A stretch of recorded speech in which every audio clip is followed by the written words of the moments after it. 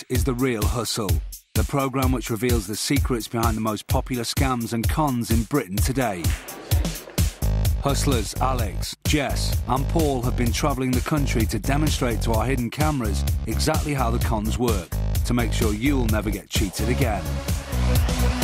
In this episode, we'll see how con artists can sell a hire car over and over again, clone your cash card, palm off counterfeit notes, and make money by bluejacking your phone. Remember, all the people in this show have been hustled for real, and after they were given their money back, they agreed the footage could be shown so that you can avoid being ripped off by the same scams. This is The Real Hustle.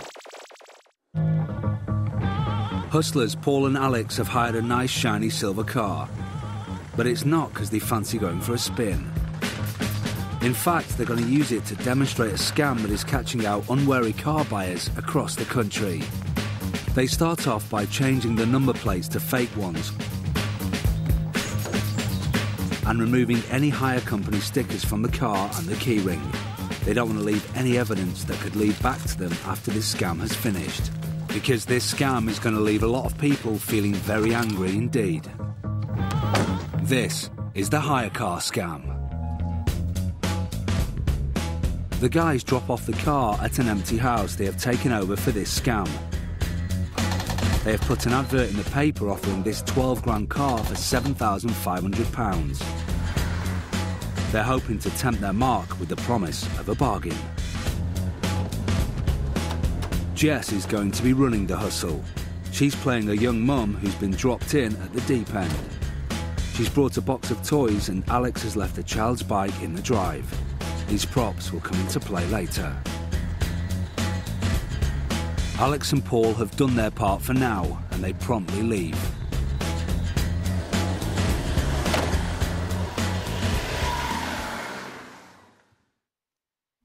Someone has arrived to look at the massively underpriced car.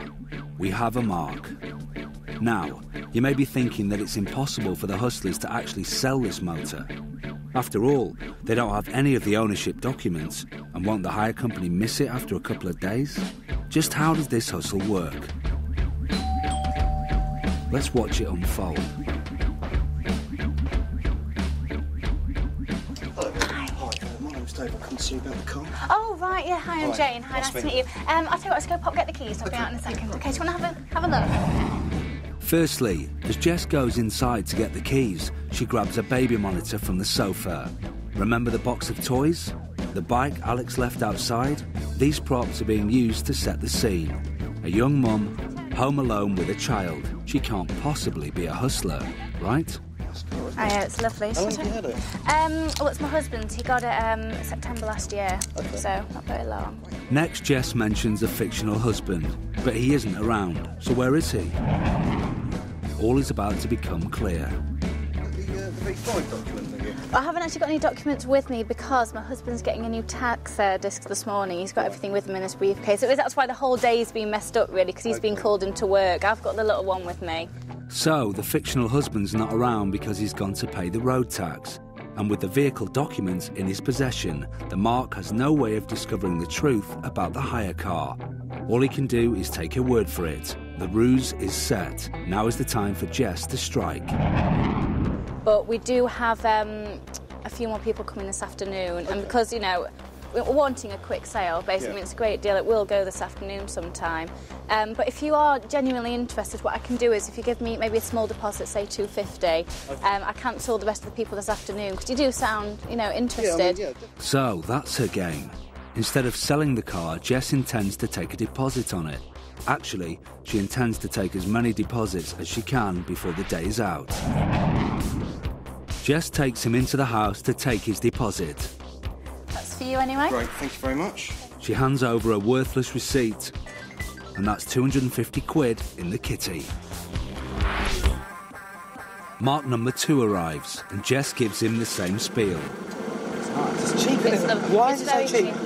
Because we're just wanting a quick sale. My husband's got a company car now, And it works. Again, the bargain price entices him into leaving a deposit. 100, did you say? Yeah, 100. Jess's total is now £350. The third mark is also keen. All right, if I leave a deposit today, when could I pick it up? Obviously, I know you'd have to talk to your husband. And leaves another 100 to secure the car for himself until 6 o'clock. There's £100 there. Jess now has £450. Our fourth mark ups the ante and hands over £300. 300, did you say, yeah? Yeah, 300. Bringing the total to £750. Yeah, so I'll write you out a receipt anyway.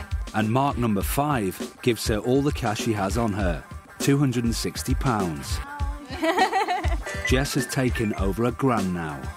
See you at 6 o'clock, yeah? Absolutely, yeah. Lovely. All the marks have been told to come back at 6 p.m. to complete the transaction. But the hustlers have no intention of hanging around to meet them. They're off quick sharp to count their cash and give back the hire car. The price of the car is so attractive that you just can't resist. It's such a nice-looking car for that amount of money. How can you not pay a deposit? It's the greed factor, isn't it? It is the greed factor. You're putting the mark onto a position where he thinks he's ripping you off because he's getting such a cheap deal. So, what happened to our marks when they turned up that evening to seal the deal? By the time they all turned up at 6 o'clock, when I told them to return, me, the money and the car were all long gone. Here earlier. Yeah, I'm actually here to see him because I've got a deposit on it. Yeah, I put a deposit on this one. Yeah, right on it as well, £100. Yeah, so I've got a receipt, haven't I?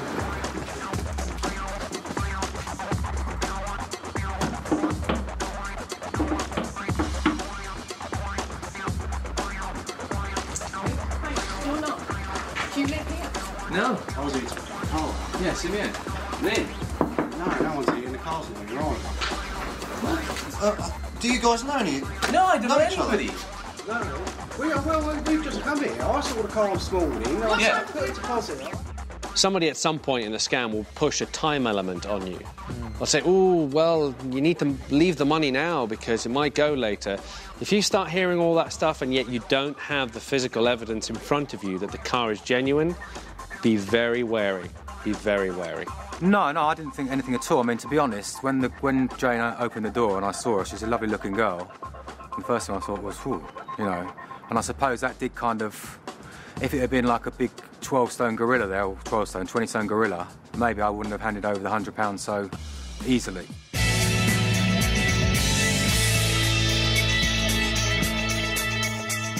Counterfeiting's a serious crime that can affect individuals and businesses of all kinds. In 2004, around 325,000 counterfeits were taken out of circulation. Now, another way of putting that is to say that there are about 6,000 genuine notes for every counterfeit. But of course, counterfeiting is a very serious crime, so nearly every one of those counterfeits represents a crime. You know, it's one thing being able to create good counterfeit money, but it has to stand up to some kind of inspection.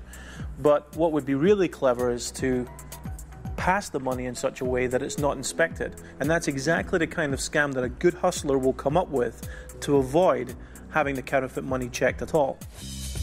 Paul has come to this corner shop to demonstrate a scam that's losing unaware shopkeepers thousands of pounds a year. The shop's been rigged with our hidden cameras to cover the action. Hiya. Good evening, sir. This is the counterfeit cash con. Let me scan it for you. Shopkeepers who operate tills are constantly on the lookout for fake notes. But here's a trick that all shop owners should definitely be aware of. Paul's about to demonstrate how he could pass counterfeit notes if he wanted to. Paul buys some chewing gum and a cheap DVD. You'll see what the DVD is for in a minute. Can you break that? Yes, sure. Sorry, so big. Paul pays the shopkeeper with a genuine £50 note. Now keep your eye on Paul's left hand. Did you see it? He slipped some notes from his pocket under the DVD box. The shopkeeper gives Paul his change. It's 2 20s and some coins. Thank you very much. As he distracts the shopkeeper by dropping his change, Do you have any 10s as well? Would that be okay? For you. Paul swaps the real notes that just came out of the till for his own special 20s. And because the normally cautious shopkeeper thought those notes had just come out of his own till, he swaps them for genuine tenors without question. The shopkeeper was lucky, but if Paul wanted to, he could have just walked away with £40 in profit at the shop's expense.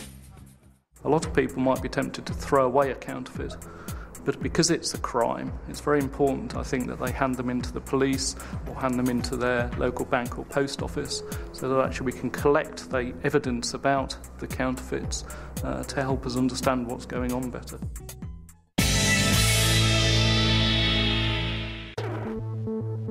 Sources have reported that Britain is in the grip of a high-tech crime wave, and one of the latest targets is one of our closest friends, the mobile phone.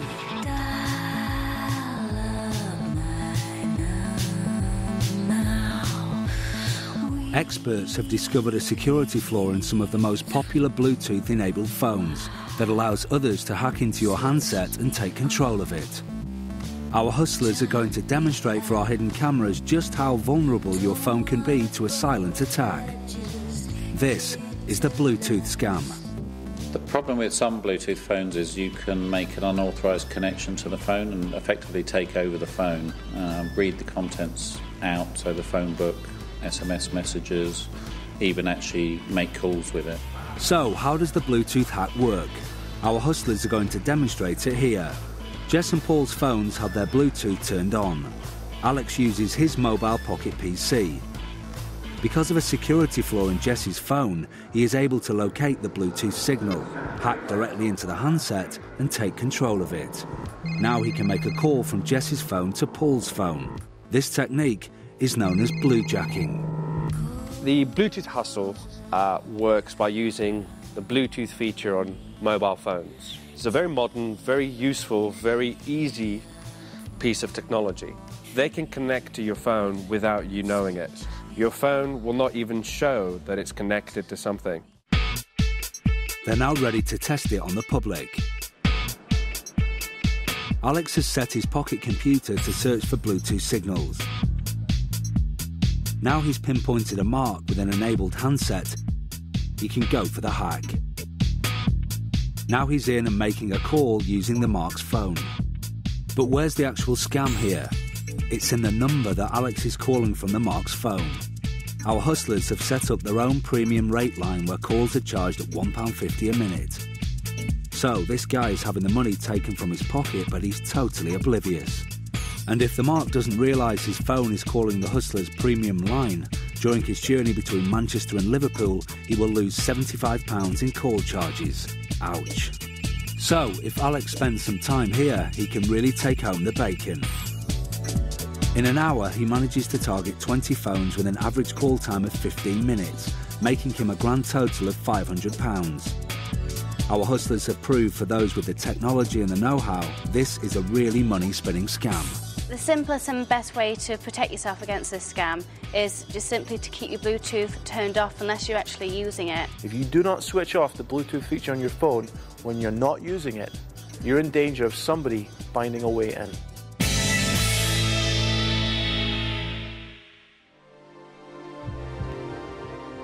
This is a really interesting bet because it looks like a magic trick, but in actual fact we use it to steal money from the till. People often like to perform tricks at bars. Barmen do tricks themselves to amuse their guests. But my advice would be, when those tricks start involving cash, just keep your wits about you and be a bit wary. Paul has come to a busy bar to perform another proposition bet. Our cameras have been hidden amongst the crowd to capture the action. He's been entertaining the punters at the bar with a few simple magic tricks and has got a bit of a crowd together. He doesn't know it, but this barman is about to be fleeced for £40. Just watch how this hustle works. They ever do it for money? Not really. You want to see something for money? I mean, I'm not gambling, mate. No. Oh, come on, it's just for a little bit. All right. I promise you, if I can do it, it is the most amazing thing you've ever seen. Okay, that's good. Go to the till, Okay. take out a £20 note, bring it here.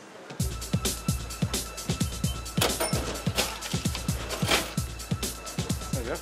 Right, if I just walk out with that, like, this is great magic. Yeah, I'm going to do a trick. I'm going to do a trick that you won't forget, okay? This could be any £20 note, so have you got a pen? Yeah. Like a nice thick one. Yeah. Perfect. Do me a favour, write your name on there. That's completely against the law. So, I'll confiscate the evidence when we're done. Now, look, if I can do a miracle with this, I get to keep £20 note. But it has to be something absolutely out of control. Amazing, yeah. All right, out of control.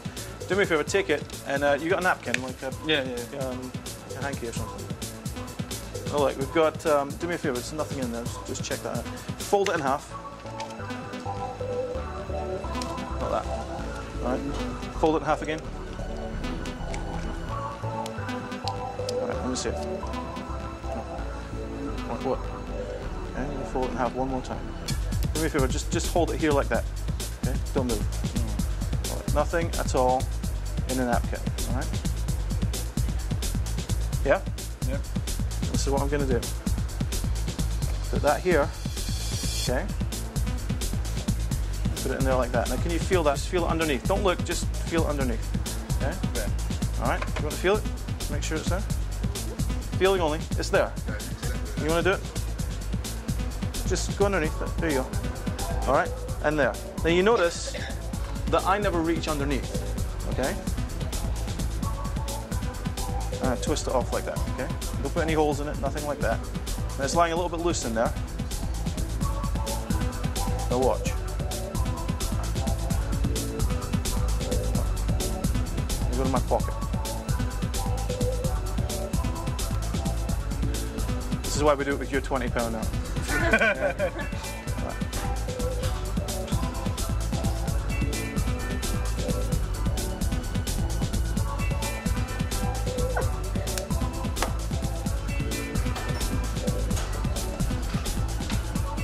How are you feeling now? I told you it's a trick you'd never forget, right? I mean, exactly. At the beginning, what, a couple of minutes ago, you went to the till, you took out a £20 note, you wrote your name on it, it went in there. We all checked it was in there first, and then we burned it. There's no way anything else could have happened. Nah. Do me a favour. Go back to the till. Take out a £20 note and see what's written on it.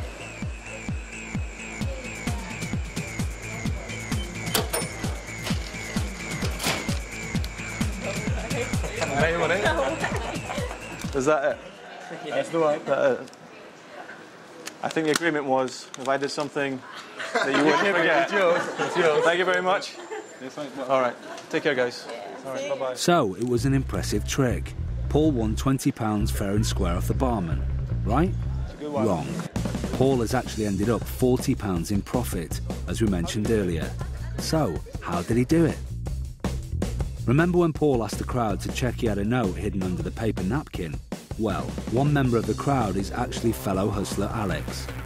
Alex has now nicked the barman's 20. I never reach underneath. And he's off to play his role in the con. He goes down to the other end of the bar, where Jess has been keeping the barmaid distracted. By simply ordering a drink, Alex gets the bar lady to do his dirty work. The signed 20 really is now back in the till. But here's the clever bit. The barmaid has given Alex his drink and the change from the £20 note, but actually Alex was paying for the drink with a note that already belonged to the bar. So far the hustlers are up a bottle of beer and the change from 20 quid. Next, as the trick draws to a close, Paul asks the barman to check in the till for the signed note. Sure enough, it's in there. My name on it. As he hands it over, the barman knows he's lost £20 on this bet. But since he doesn't know how it was done, he still doesn't know about the other 20 that came out of the till in change. Bar staff will never realise until it's time to cash up at the end of the night.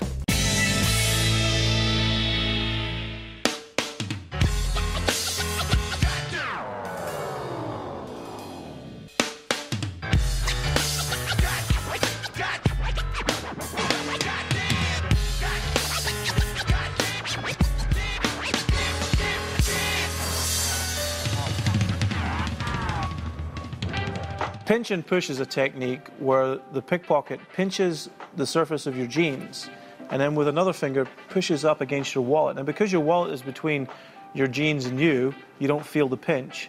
And when you pull back on the material and push up with the wallet, there's enough room that you cannot feel the wallet moving. The general rule is if it's easy for you to get at it, it's easy for the pickpocket to get at it. Put it in your front pocket, it's always there. And if anybody were to go into that pocket, you'd know about it. But you put it in your back pocket, it's out of sight, it's out of mind, and it could be out of your pocket before you know it. The hustlers have come to a shopping centre to perform a wallet snatch for our hidden cameras. This is the pinch-push pocket pick. Notice how they take up strategic positions. Paul is the pickpocket who will perform the dip. He's stationed in the area below the escalators. And Alex will be the runner. He's in position at the top of the escalators.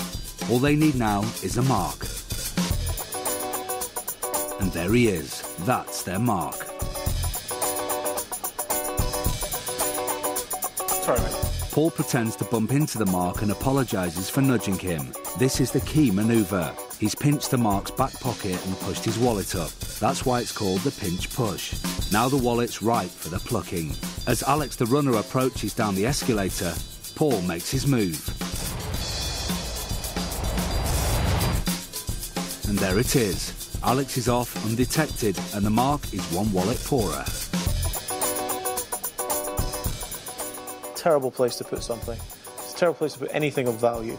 If you put something in your back pocket, someone's going to take it.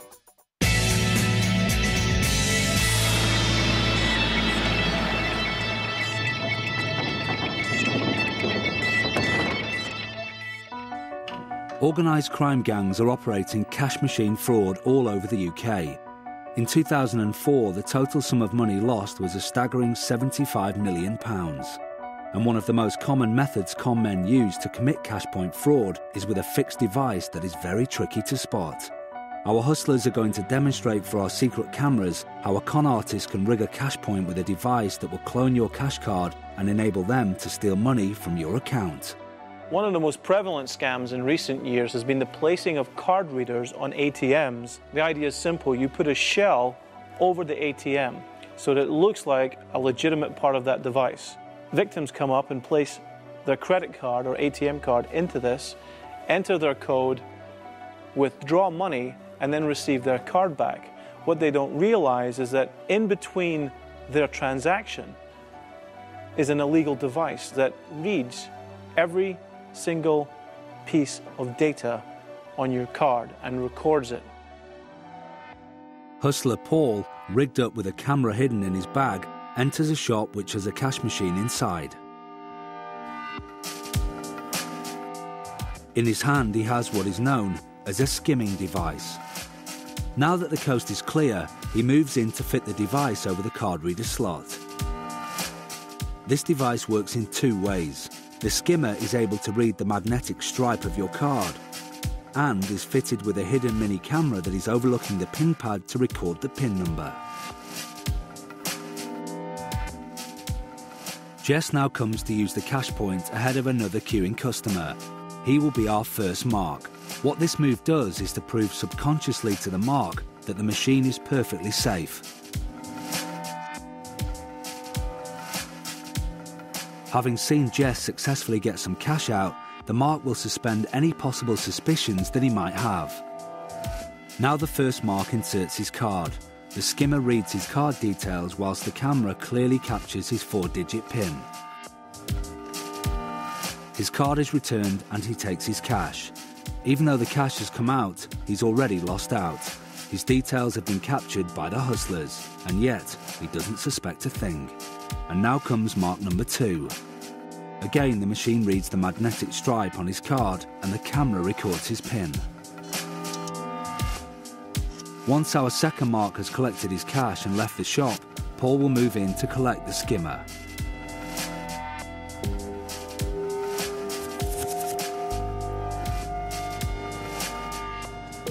With 2 sets of card details bagged, our hustlers will show us how this becomes a money spinner.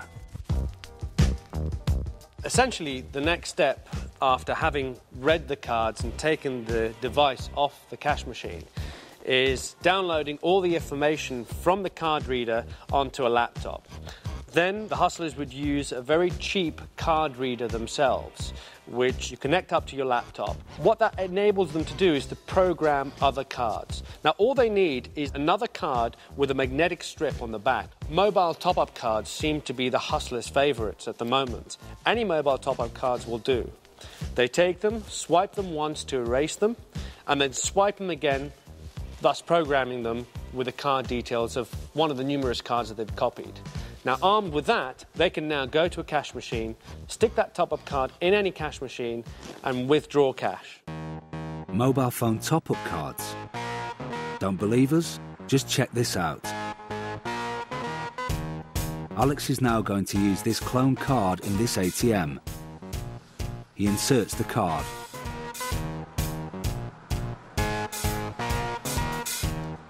Uses the Marks pin recorded on the minicam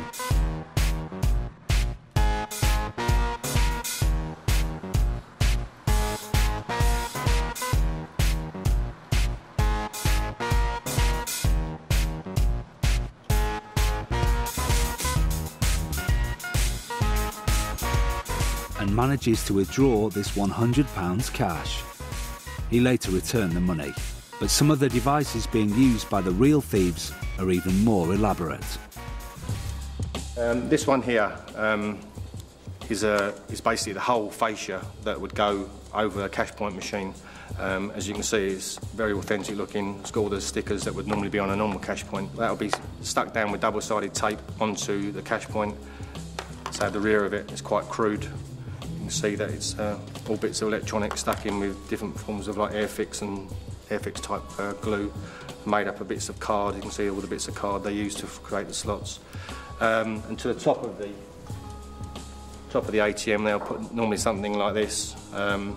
Inside here, you have a little pinhole camera, and there's certain bits of electronics that they've stripped out of cameras and what have you, and that takes a picture of you putting your PIN number in. There's a couple of things you should definitely watch out for when you're using your cash card at any cash machine anywhere in the world. Number one, if there's anything protruding, sticking out, looking suspicious anywhere near where the card slot is, do not use that machine. Try and find another one. And number two, and most importantly of all, always shield your PIN. Remember, if hustlers get what's on the back of a magnetic strip, they cannot use it without your PIN number. So that's it for this week. Our hustlers have sold a hire car over and over again, made premium rate calls on other people's mobiles, and cloned some cash point cards. But don't worry, all the people who got ripped off were given their money back. Just remember the rule of the real hustle. If it sounds too good to be true, it probably is.